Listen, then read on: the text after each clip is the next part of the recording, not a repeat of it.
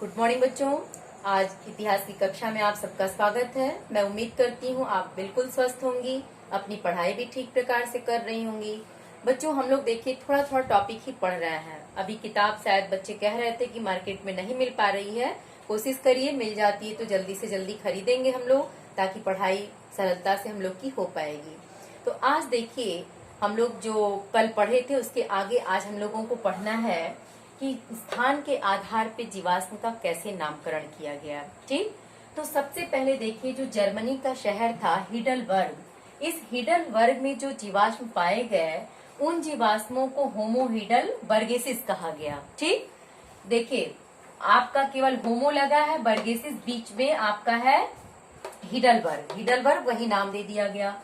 वैसे ही जो जर्मनी की नियंडर घाटी थी, जर्मनी की नियंडर घाटी में जो जीवाश्म पाए गए उनको होमो नियंडर थैलेसिस कहा गया। ठीक, बस आपको यही ध्यान देना है। मान लीजिए 1 नंबर का ये प्रश्न पूछ दे कि हिडलबर्ग में पाए गए जीवाश्म को क्या कहा गया, तो होमो हिडलबर्गेसिस, और जो नियंडर घाटी में पाए गए होमो नियंडर थैलेसिस कहा गया। ठीक है, अब देखिए इस तरह से जीवाश्मों का नामकरण किया गया। अब हमको देखना है कि कौन सी कितने प्राचीन माने गए। तो जो होमोबर्गेसिस और नियंडरथैलेसिस जीवाश्म थे, ये यूरोप में सर्वाधिक मतलब सबसे प्राचीन जीवाश्म माने जाते हैं। ये जो दोनों जीवाश्म पाए गए होमो हिडलबर्गेसिस और होमो नियंडरथैलेसिस, ये यूरोप में पाए जाने वाले सबसे प्राचीन जीवाश्म कहे जाते हैं।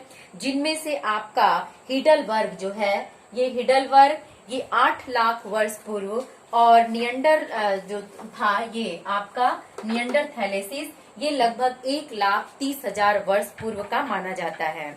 और हिडलबर्ग मानव के जीवाश्म अफ्रीका, एशिया और यूरोप के विभिन्न स्थानों के मिले थे। और नियंडरथल मानव लगभग 1,30,000 वर्ष से 35 वर्ष पूर्व तक यूरोप, पश्चिमी यूरोप और मध्य एशिया में रहा करते थे, ऐसा अनुमान है। और जो नियंडरथल मानव के जीवाश्म थे वो सबसे पहले, ये ध्यान दीजिएगा कि जो नियंडरथल मानव के जीवाश्म थे, ये नियंडरथल मानव, इनके जीवाश्म सन 1856 में, ये नियंडरथल, जो नियंडरथल मानव के जीवाश्म थे, ये सबसे पहले 1856 में कहा मिले थे? जर्मनी में। ये प्रश्न आपको पूछ सकता है कि जो नियंडरथल जीवाश्म थे ये सबसे पहले कब और कहाँ पाए गए। तो नियंडरथल जीवाश्म सबसे पहले 1856 में जर्मनी में पाए गए थे, जो लगभग 1,30,000 वर्ष पूर्व के हैं। अब देखिए इनके लिए ये कहा जाता है कि उनके मस्तिष्क का आकार क्या था? बड़ा था। जब मस्तिष्क का आकार बड़ा है तो निश्चित रूप से चिंतनशील होंगे, बुद्धिजीवी होंगे, और इसलिए मस्तिष्क का आकार बड़ा होने के कारण वो चिंतनशील थे, इसलिए वो बड़े औजार बनाते थे। किंतु आधुनिक मानव की तुलना में, जो आज का आधुनिक मानव है, इन आधुनिक मानव की तुलना में नियंडरथल मानव के कपाल अधिक मोटे और शीर्ष जो है, शीर्ष पे उनके कम गोल होता था।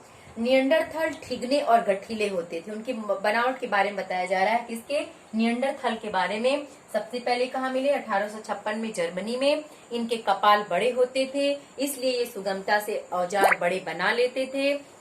दूसरी चीज, इनके जो शरीर की बनावट है, ये ठिगने और गठीले प्रकार के होते थे। इनकी हड्डियां भी चपटी होती थी और भवें स्पष्ट थी। ललाट इनका छोटा था और वे दक्ष शिकारी थे, नहीं शिकार करने में काफी दक्ष थे।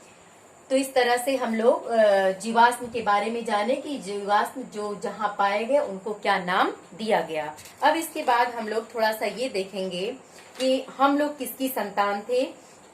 तो अब इसमें ये कहा जाता है कि जो होमोसेपियंस का नाम आया था, कल हम लोग पढ़ रहे थे, तो होमोसेपियंस और सेपियंस जो 1,95,000 से 1,60,000 वर्ष पूर्व के रूप में माना गया था, इनकी खोज हुई। जो युगोस्लाविया के क्रैपिना, यूनान में पेट्रोलोना और फिलिस्तीन की 6 गुफाओं से प्राप्त कंकालों से नियंडरथल और सेपियन के साथ रहने का यहाँ प्रमाण मिलता है।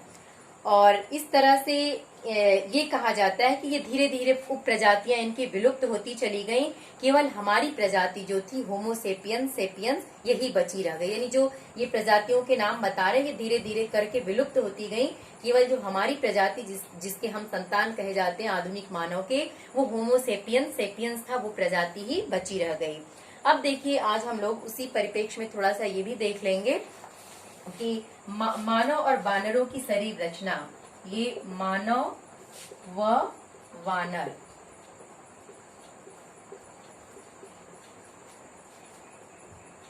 समानता। तो यहाँ मानव व वानर की क्या समानताएं होती हैं, इनकी समानताएं और विषमताएं दोनों हम देखेंगे। तो समानताएं क्या होंगी, देखिए वानर के शरीर पे भी बाल होते हैं और मानव के शरीर पे भी बाल होते हैं। पहली समानता तो ये हो गई क्या कि दोनों के शरीर पे बाल पाए जाते हैं। दूसरी, वो जैसे मानव भी अपने बच्चे पैदा करने से पहले गर्भ में कुछ समय तक उनके बच्चे महीने तक रहते हैं, और वैसे ही बंदर के गर्भ में भी पैदा होने से पहले बच्चे पलते हैं। तीसरा है कि जैसे माताओं ने बच्चों को दूध पिलाने के लिए माताओं में ग्रंथियां होती हैं, वैसे बंदरों में भी जो मादा होते हैं उनमें अपने बच्चों को दूध पिलाने के लिए ग्रंथियां होती हैं। दोनों ही के विषयों में विकास तथा निर्भरता की अवधि प्रायः लंबी होती है, यानी विकास एक लंबी अवधि तक होता है। लेकिन मानव और वानर की जो व्यवहार की समानताएं हैं, ये तो हमारे शरीर रचना की समानता थी, अब जो व्यवहार की समानताएं उनको भी देखेंगे। मानव और बंदर दोनों ही को अपने बच्चों के प्रति काफी लगाव होता है, वे सहलाकर अपने बच्चों को प्यार करते हैं। आप बंदरों को देखिए होंगे अपने बच्चों को बड़े ही